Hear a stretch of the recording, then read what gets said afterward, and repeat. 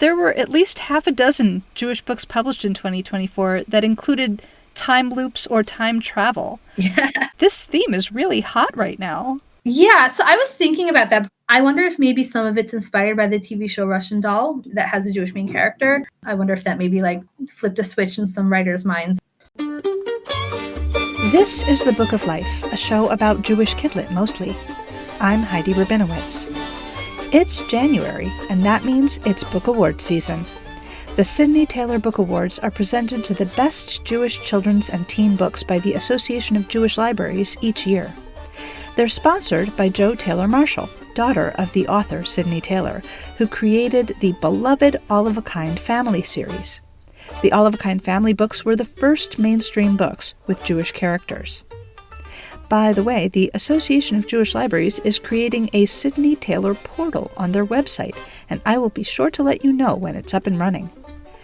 The 2025 Sidney Taylor Book Award winners were announced at the American Library Association's Youth Media Awards press conference on January 27, 2025. Here is my exclusive interview with Aviva Rosenberg, chair of this year's Sidney Taylor Book Award Committee. For a list of this year's winning books and links to more information about the award, visit bookoflifepodcast.com. Aviva Rosenberg, welcome to the Book of Life. Hi. It's great to be back. Great. Yes, it was wonderful to have you here last year to talk about the Sidney Taylor Book Award, and now we're back to talk about the winners of the 2025 Sidney Taylor Book Awards. So, Aviva, when I wrote to you to set up this interview, I told you my guesses about what books would win the awards, and you wrote me back, "Ooh, prepare to be shocked." And I was. So some of the winners are not the books that have been getting the most buzz out there. So with that spoiler, let's get to it and reveal the winners of the 2025 Sidney Taylor Book Awards. We've got our 3 age group categories: picture book, middle grade, and young adult. So let's start with the gold medalists for all 3 categories, and then we'll move on to the honors and the notables. So what was the winner in the picture book category? The winner in the picture book category is An Etrog from Across the Sea by Deborah, Bodin, Cohen, and Kerry Olitzky, illustrated by Stacey, Dressen, McQueen. So this was my first shocker. My prediction was that Joyful Song by Leslie Newman would win the gold, although I must say it's nice to give somebody else a chance, since Leslie has already had like 7 other books win the Sidney Taylor, whether gold or silver or notable, and illustrator Susan Gall has had 3 Sidney Taylor recognitions in the past. Etrog from Across the Sea has 2 co-authors, as you mentioned. It's got Deborah Bodin Cohen and Kerry Olitzky. Deborah Bodin Cohen has had 4 notables and 2 honor books in the past. Her co-author, Kerry Olitzky, they've done a number of books together, but this is his first time receiving Sidney Taylor recognition. And it's also the first time for illustrator Stacey, Dressen, McQueen. So we've got some new blood. So tell us what this book is about and what were its particular strengths. We as a group appreciated about An Etrog from Across the Sea that it's about a holiday that doesn't get a lot of attention. This book is about a pair of Sephardic Jewish children in New York back when it was still a colony before the revolution. Their father is away on a merchant trading journey in the Mediterranean. He writes them a letter promising to bring back an etrog from the island of Corsica, which apparently was a hot spot for citron trees, but his ship doesn't come. You know, this is the 18th century. They had no way of knowing where he was or what had happened. Like, can you imagine people going off on a trip now for like 6 months or more, and you have absolutely no way of knowing where they are? And I think that that's actually something that's really intriguing and could be thought-provoking for kids about this book. They wait through Rosh Hashanah and Yom Kippur. The grandfather gives one of the kids this beautiful silver and blue cup. It's meant to be like a fancy mustard holder, but it's what their family uses to hold their etrog.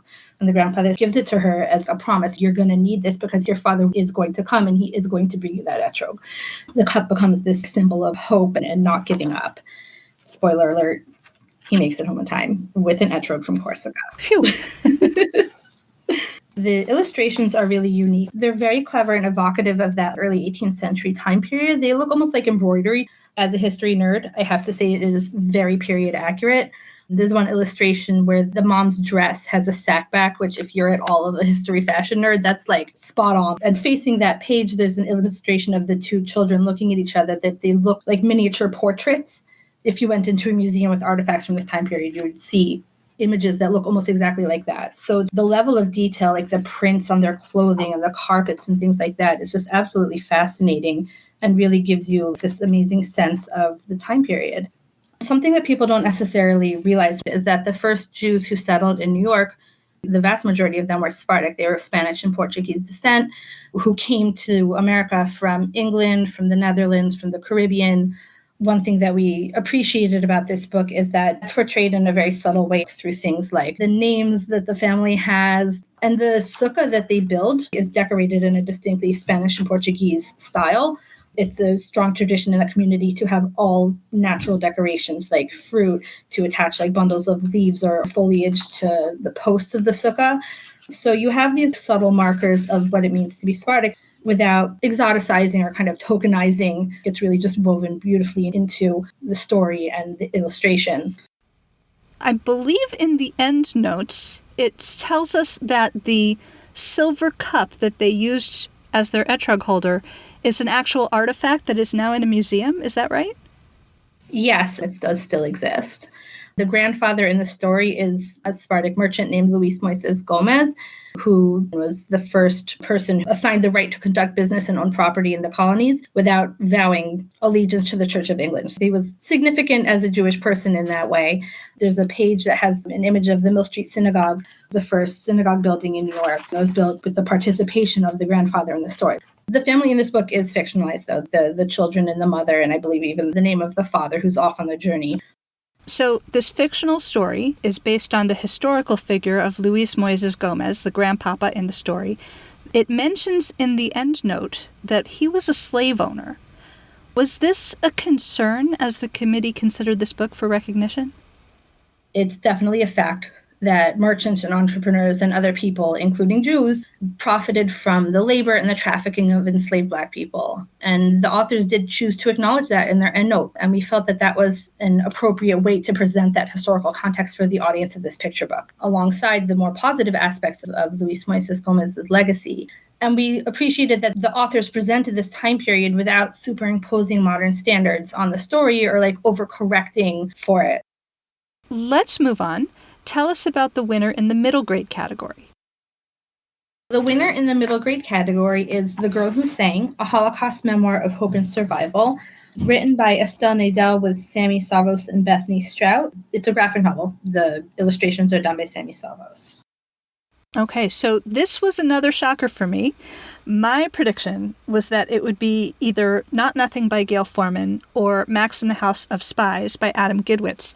These are two excellent books that I loved enough to podcast about them in 2024, and they've both been getting a lot of buzz in the children's literature community, and I hadn't heard any buzz about The Girl Who Sang.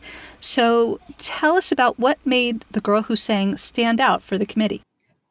The Girl Who Sang is a really excellent, meaningful introduction to the Holocaust for its intended audience. It's very honest and it's very emotional, but it's not overwhelming. Like, it's not going to give you nightmares. It's just going to make you feel deeply. One of the powerful things about this book is that it's about someone who's a real ordinary kid. And that kind of makes her story more relatable than books about kids who are extraordinary.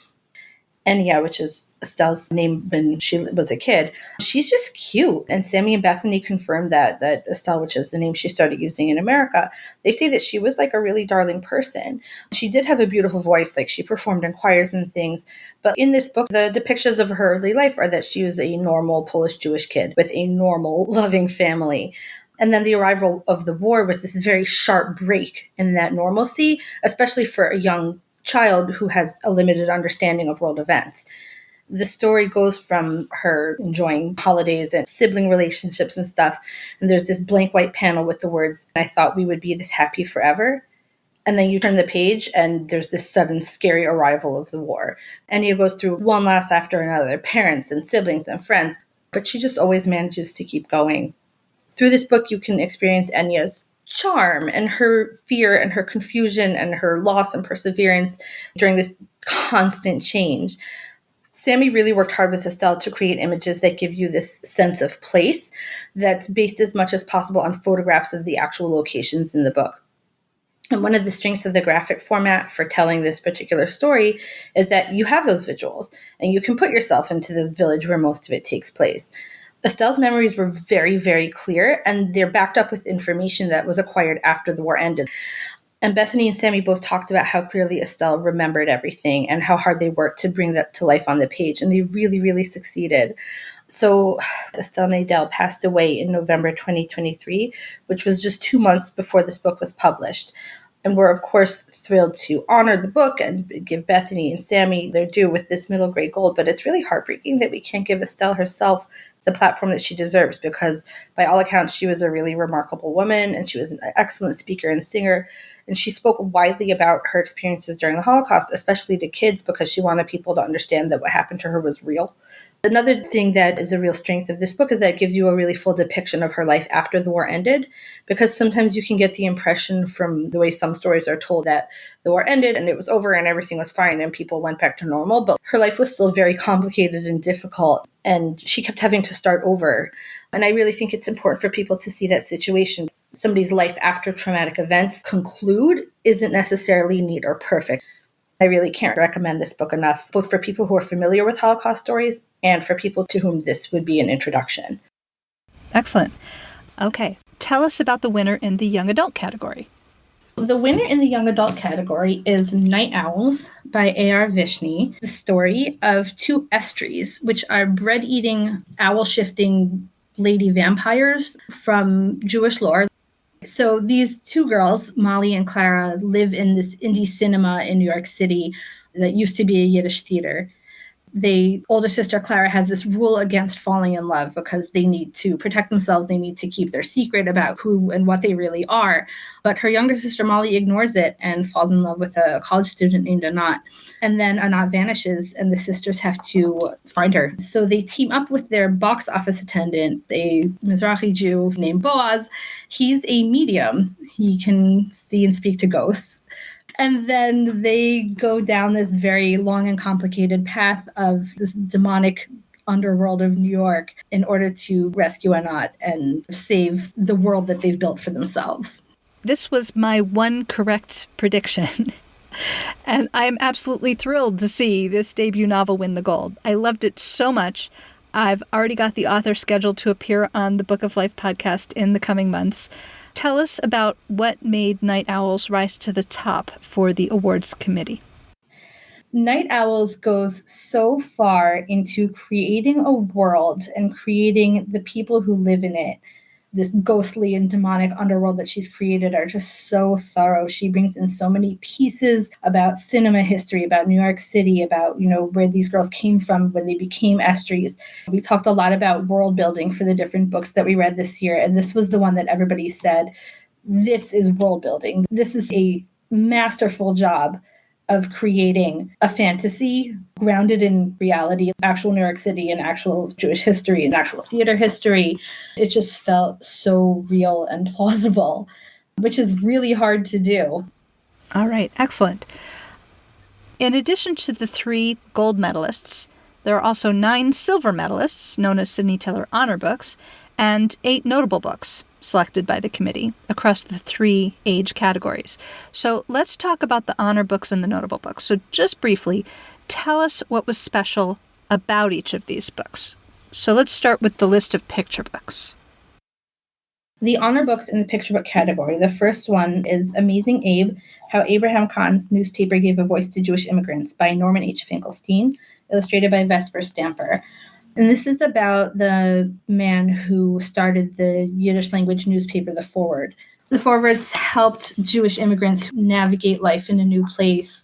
He helped people learn about things like how to vote, gave them opportunities to write letters to get advice. He was really this voice for immigrants and a source of support and care for people who really needed it. The illustrations in this book are very charming, lots of interesting details. As far as I could tell, all the Yiddish on the page is legit, which is an accomplishment. Really did a good job. The author of Amazing Abe was Norman Finkelstein, and unfortunately he died in January 2024, so this award is posthumous. He's had 5 books named as Sidney Taylor Notables in the past, but this one is an honor book. So it's sad that he's missing getting to receive that recognition. It really is. I'm glad that we're able to honor his legacy, though, because he deserves it. Yeah. Okay, what is the next honor book? The next honor book is Joyful Song, A Naming Story by Liz Leah Newman, illustrated by Susan Gall. This is a story of a little boy named Zachary who is going with his mothers to bring his new baby sister to synagogue to be named. As they're walking down the street with the baby in the stroller, they run into all these neighbors who ask what her name is. His mothers remind him that we're not saying the baby's name yet. They provide all these adorable nicknames that convey how much they love her and how sweet she is. Zachary invites all the neighbors to join them in their synagogue. But you have these beautiful, colorful, warm illustrations that really convey this excitement and joy over the birth of a new baby and how special that is, not just for the family, but for the entire community. I love that it's giving you an understanding of this Jewish custom. Really a satisfying book. Yes, definitely deserves this recognition. It is a feast for the eyes. The next honor book is Rising by Sidura Ludwig, illustrated by Sophia Vincent Guy. It's about a child and their mother getting up early and going through the steps of making challah for Shabbat. It's more about the process than about the actual product. And you have all these beautiful pictures with textile and different textured elements to them. It's this beautiful, quiet, lush world in the kitchen, braiding the challah until it's ready, it's baked, and they sit down and have a Shabbat meal. The language is just very quiet and lyrical and conveys that sense of peace that you bring into Shabbat and that you get from Shabbat. This was really one of my personal favorites. It's just sweet and warm and cozy and comfortable. I thought Rising did a beautiful job of exploring the metaphor of rising and growth. And I also really liked it that the child is portrayed in a gender non-specific way. You could really read whatever you wanted onto them. So that was sort of a plus as well. Our final picture book honor is The Tree of Life, How a Holocaust Sapling Inspired the World, written by Elisa Boxer and illustrated by Eliana Rosenzweig.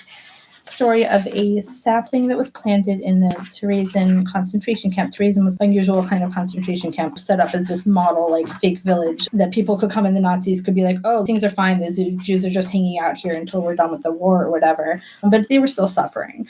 So you had a school in this camp. You had children, which was not a super common thing in concentration camps. A teacher arranged for somebody to bring a sapling to this very barren landscape that the children in the school nurtured and cared for because they needed something to work towards. They needed something to cultivate. The tree was a source of inspiration and hope for all of these kids. When the war was over, people took cuttings from this tree and planted them all over the world. The tree itself lost its last leaf in 2007. It has 600 descendants all around the world. And it's really just a powerful symbol of not giving up and of how life and beautiful things grow even in difficult circumstances. And it's a true story. Yes, you can visit this tree's descendants in New York City and in Chicago and all kinds of places. Let's hear about the picture book notables. Everybody's Book, The Story of the Sarajevo Haggadah by Linda Leopold Strauss. This is a bit of a kid version of People of the Book by Geraldine Brooks. The Sarajevo Haggadah was a very unusual and beautiful and elaborate book created as a wedding present for a couple in Spain in 1350. 100-something years after that, the Inquisition happened and people had to flee Spain and they were able to take the Haggadah with them. It traveled to Italy and then to Bosnia, where it ended up in Sarajevo, which is the capital of, was at one point Yugoslavia, now it's Bosnia and Herzegovina. So it ended up under the care of the curators of a museum in Bosnia. Sarajevo is this very multi-ethnic city. You have Serbs, Croats, Bosniaks, like people who are different kinds of Christian, who are Muslim, who are Jewish.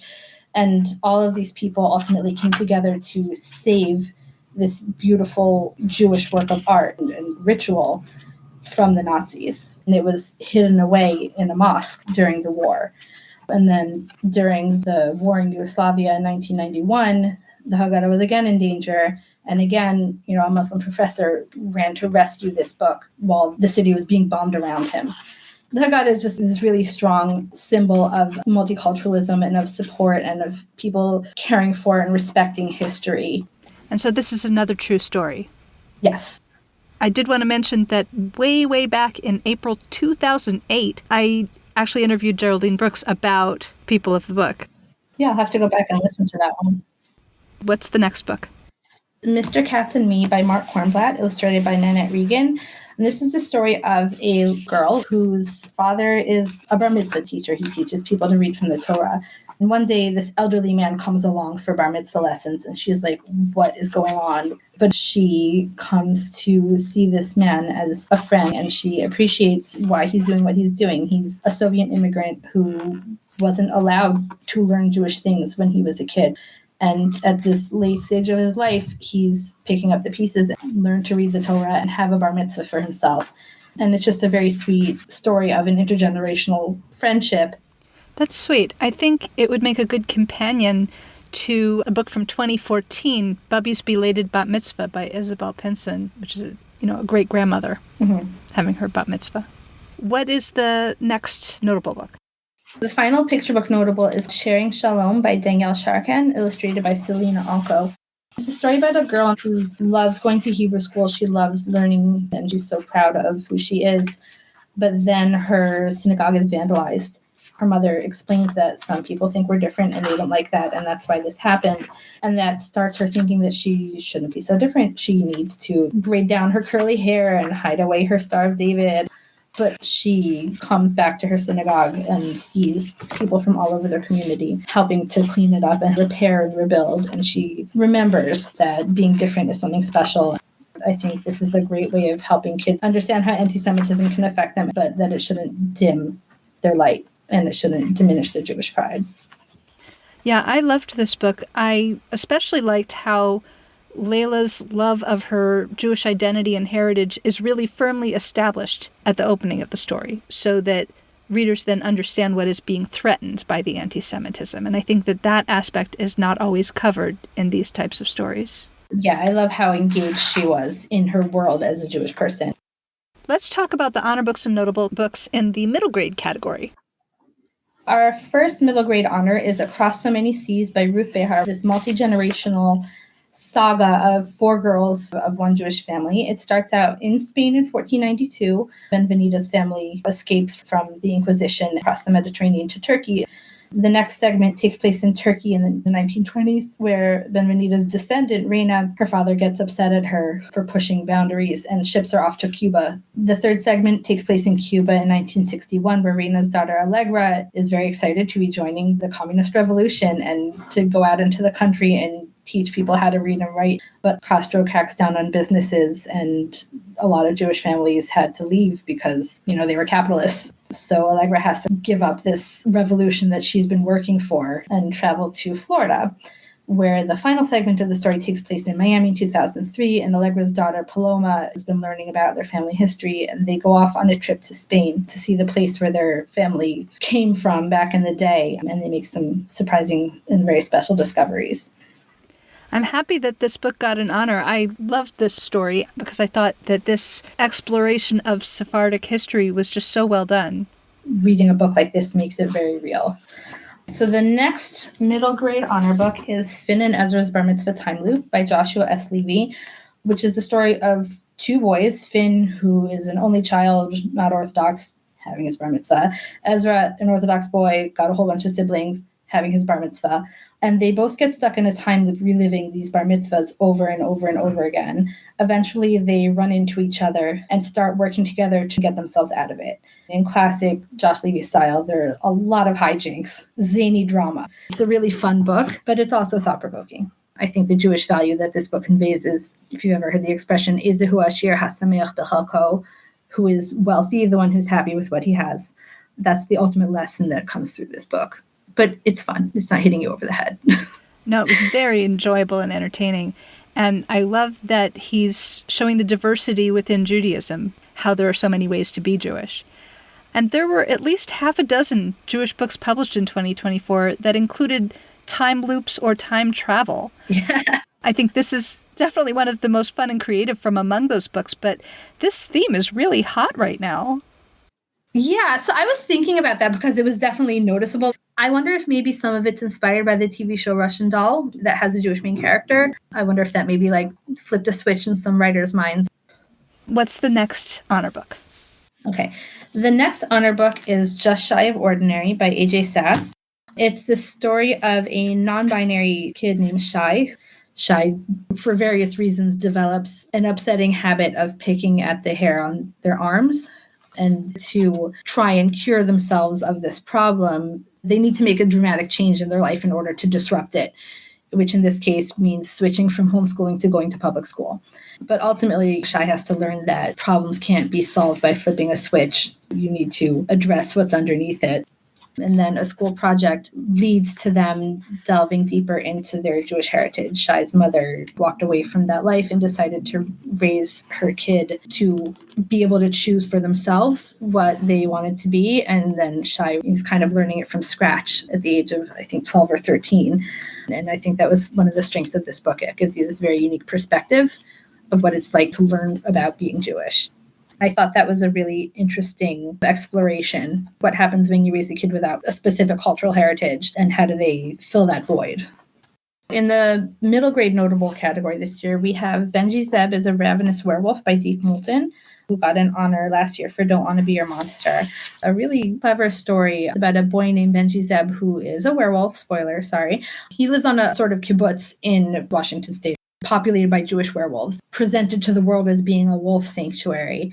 Benji is full of anxiety about his upcoming bar mitzvah. He's got a crush on his classmate, Caleb, who's pretty obnoxious to him.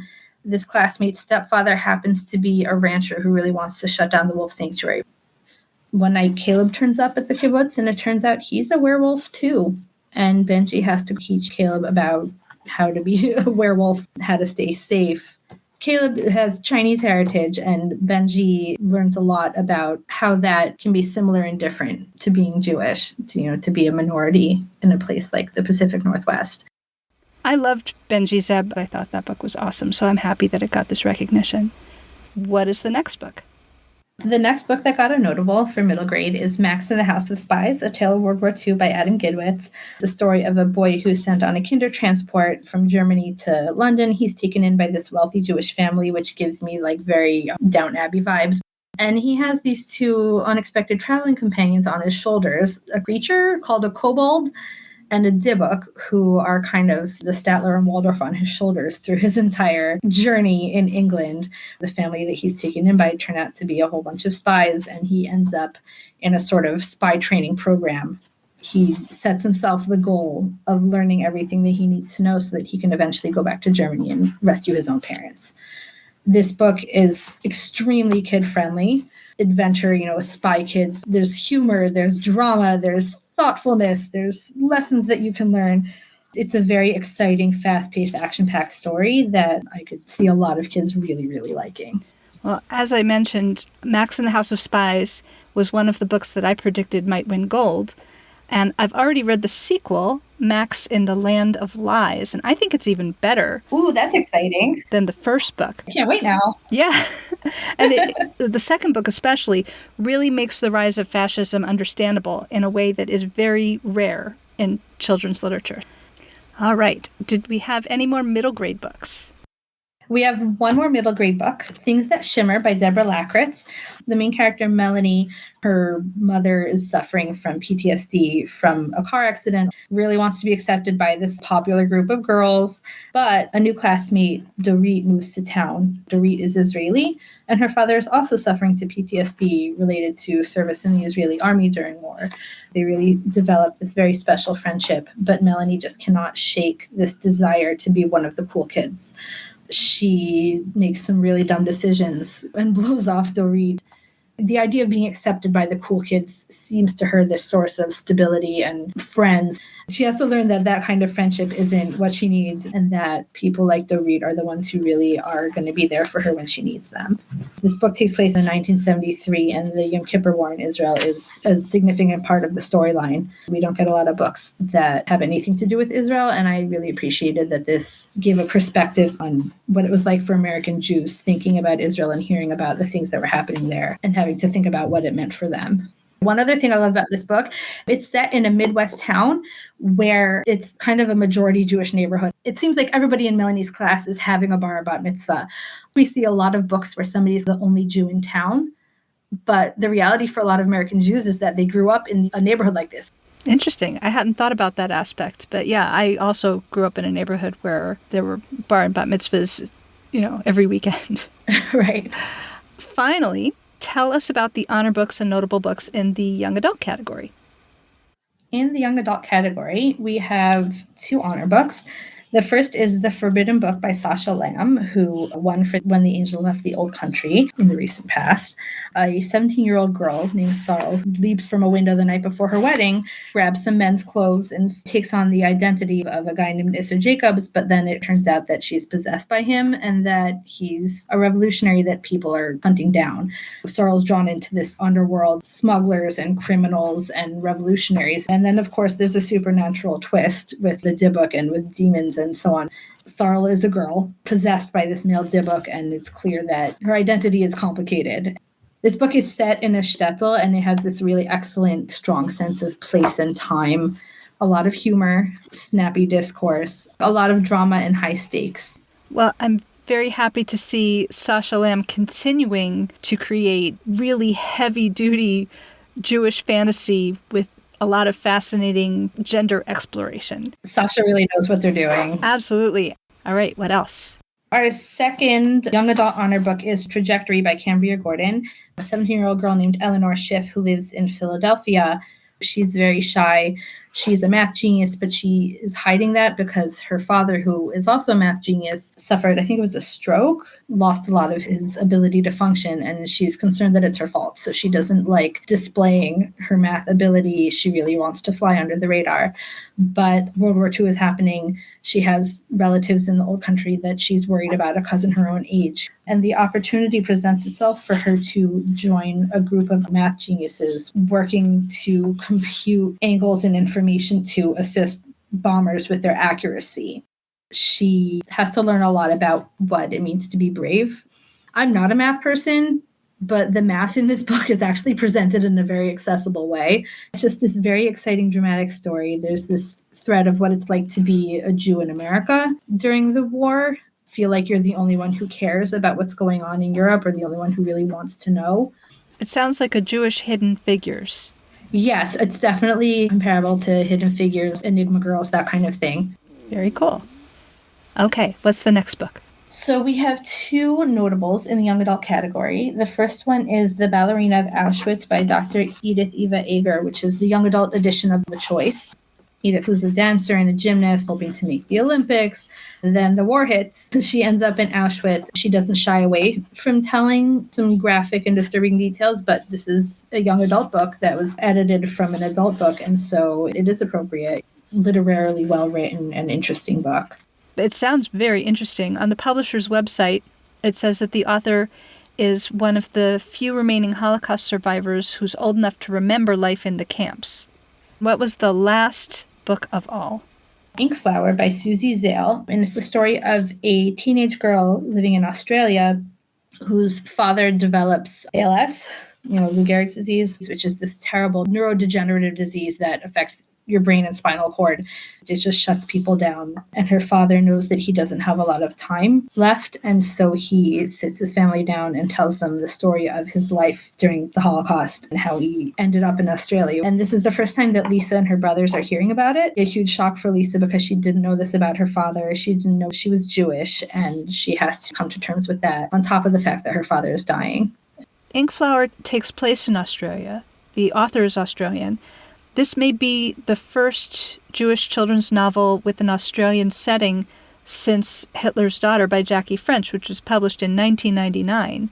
And that's also a Holocaust book. So neither of them actually has a purely Australian setting because they're also talking about the war in Europe.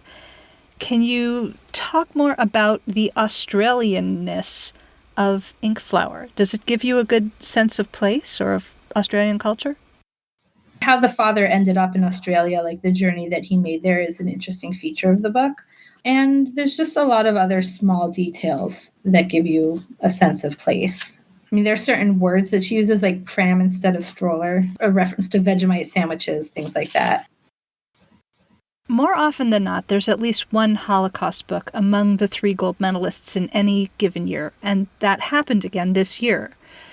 Out of the 20 books being recognized, 6 are related to the Holocaust. There's 1 in the picture book category, 2 in the middle grade category, and 3 in the young adult category. So that means 30% of this year's Sidney Taylor books are Holocaust related. And that's the same percentage as last year. So can you talk about why Jewish children's literature is so dominated by the Holocaust? And do you feel that this is a problem? So I think in general, a lot of what we call diverse kidlit ends up being focused on a tragedy or a trauma of some kind, which is a problem in some ways because, we talk also a lot about how we want people to see Jewish joy. And I'm sure that goes for other minorities who don't want only their trauma to be portrayed in books. I don't remember the first time I learned what the Holocaust was. It feels like I always know. And I think that's true for a lot of Jewish people. But other people learn about it through these books. And what we want is for people to have the best quality books to learn about the Holocaust. We want people to get the most accurate and meaningful understanding of what the Holocaust was. And so we want to elevate them. Right. Well, many of the Holocaust books are extremely well written because it's very compelling material. So they end up winning awards because they're so well done. The problem is not with the books themselves. The problem is just that the balance is off, that so many books are about this one subject. Right. I mean, there's also just a lot of source material that's relatively easy to find. The information about it is accessible. And I think that's also maybe driving some of it. So this is a particularly strong year for LGBTQ plus representation across all the age categories. And they're all excellent books. And it's nice to see that the committee is not self-censoring through fear of book bans. Can you talk about this aspect of this year's winners? First off, I'll say that a good book is a good book. That's what rises to the top in this kind of conversation. If it happens to be that it's LGBTQ+, then that's going to get the attention it deserves. We have a picture book, we have middle grade, we have a young adult that all have an aspect of queer identity in them that's presented in very age-appropriate ways. Like Joyful Song treats the fact that there are 2 moms as a matter of course. It's not explaining, oh, Zachary has 2 mommies, like they're there and that's how it is. And I think that's actually a really beneficial presentation for younger readers. Hopefully that will put parents at ease that it doesn't have to be a big drama. What I like about Just Shy is that Shy has already come out. They know their identity, but there are still day-to-day questions that arise from that. And even when you're confident about how you see yourself, you might still run into things that you have to figure out. And I think that was a really good treatment of that for middle graders. And also we had Benji Zeb, who's this very Jewishly involved boy who's gay, having a crush on somebody who comes from a homophobic family life. That's probably a little extra painful. But the way Benji and Caleb come around to understanding each other is very satisfying. And then the Forbidden Book, Sasha gave you all these pieces of information about Sorrel and what Sorrel wanted to be or Sorrel was trying to figure out about herself, about their self, without making it feel inaccurate for the time period. It didn't shake you out of the setting. I love seeing all these diverse characters and scenarios. All of these authors make them make sense in ways that are worthwhile and also just enjoyable to read. Excellent. With the ongoing war in Israel and Gaza, there's more need than ever for books about Israel. Were there any Israel-related books that you saw this year that you think are worth mentioning, even though they didn't receive official Sidney Taylor recognition?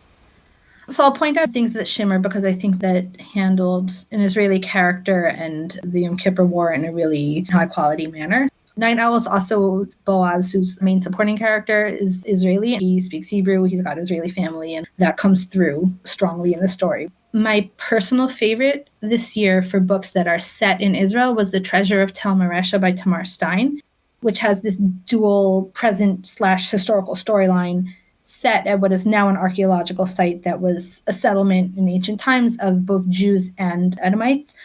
I did a summer at an archaeological dig once, and archaeology is just a huge part of Israel's identity and what people do or see when they come to visit Israel. So I thought having a book that focused on that was really well done.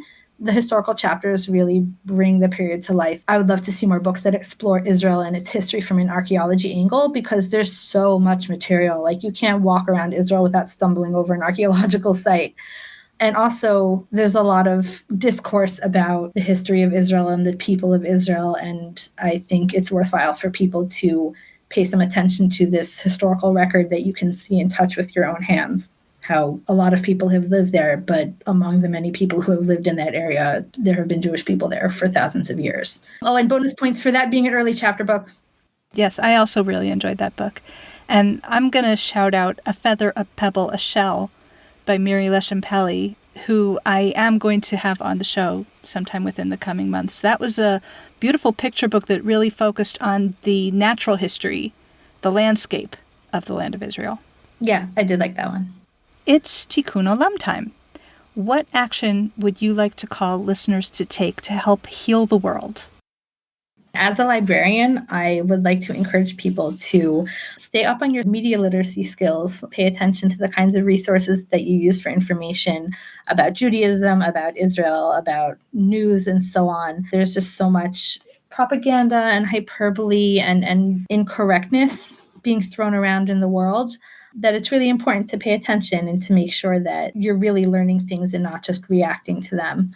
I recommend the News Literacy Project, which is at Newslit Project on Instagram, is like an organization that is really about teaching news literacy for kids. Their social media posts help you get some perspective on how to assess the information that comes your way. And I think commitment to truth is definitely a Jewish value. That is excellent advice and very timely, too. Thank you. If listeners want to find out more about the Sidney Taylor Book Award or to get the list of winners, a list that they can easily print out and take with them to go order books or go to the bookstore or go to the library, where can they find that information? You can find that information on the Association of Jewish Libraries website, which is jewishlibraries.org. You'll see at the top a tab that says awards. If you hover over that, the first thing is Sidney Taylor Book Award. And you can actually use a shortcut to get to that section of the website. This is like the secret menu. You can go to Sidney Taylor Book Awards, plural.org, and that'll take you straight to the Sidney Taylor section of the AJL website. And you can also check out Jewish Libraries on social media. At Jewish Libraries on all the socials. Right.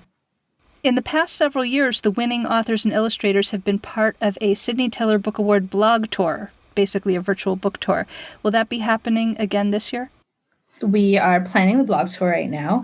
It'll be in early February. And we're also hoping to kind of expand more into some social media with Book Talk and Bookstagrammers to widen the audience for these books as much as possible. Is there anything else that you want to talk about that I haven't thought to ask you? I would like to thank the committee members who made this year's deliberations so enjoyable and satisfying and exciting. Cheryl Fox Strasberg, Melanie Koss, Eitan Kessler, Annette Goldsmith, Nat Bension, Rachel Simon, and also our advisor and past chair, Martha Simpson. We had a really great team this year, people who had a lot of knowledge. All right. Yes. Thank you very much to the committee. And thank you again to Joe Taylor Marshall for sponsoring the award. Yes. Thank you, Joe. Yeah. And to the Association of Jewish Libraries for providing the structure to make this all possible. Yes. Association of Jewish Libraries, a very good cause if you've got money lying around. Aviva Rosenberg, thanks again. Thank you. Hi, this is A.R. Vishny, and I'm the author of Night Owls. I'll be joining you soon on the Book of Life podcast. I'd like to dedicate my episode to Jewish Bookstagram. I am so grateful for the support from online Jewish communities at large, and particularly these accounts over there on Instagram have done such a wonderful job at creating a fun and welcoming space for Jewish readers and writers online.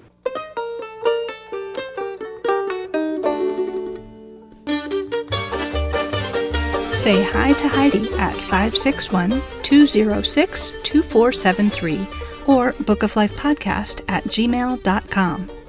Subscribe to my newsletter on Substack to join me in growing Jewish joy and shrinking anti-Semitic hate.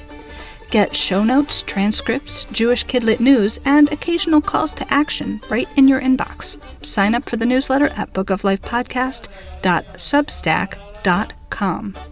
You can also find the Book of Life on Facebook, Instagram, and YouTube. Want to read the books featured on the show? Buy them through bookshop.org/shop/Book of Life to support the podcast and independent bookstores at the same time. You can also help us out by becoming a monthly supporter through Patreon or making a one-time donation to our home library, the Feldman Children's Library at Congregation B'nai Israel of Boca Raton, Florida. You'll find links for all of that and more at bookoflifepodcast.com. Additional support comes from the Association of Jewish Libraries, the leading authority on Judaic librarianship, which also sponsors our sister podcast, Nice Jewish Books, a show about Jewish fiction for adults. Learn more about AJL at jewishlibraries.org. Our background music is provided by the Freilach Makers Klezmer String Band. Thanks for listening, and happy reading!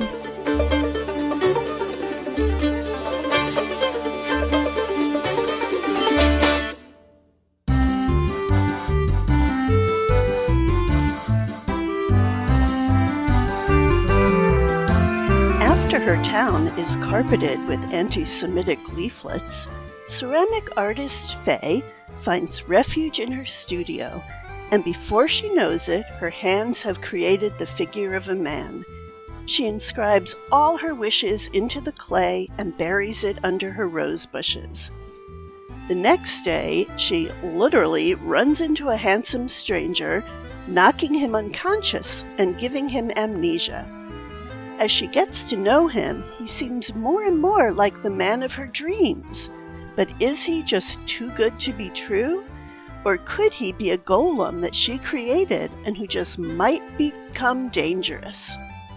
Join me for a conversation with Jean Meltzer about her romantic comedy, Magical Meet Cute.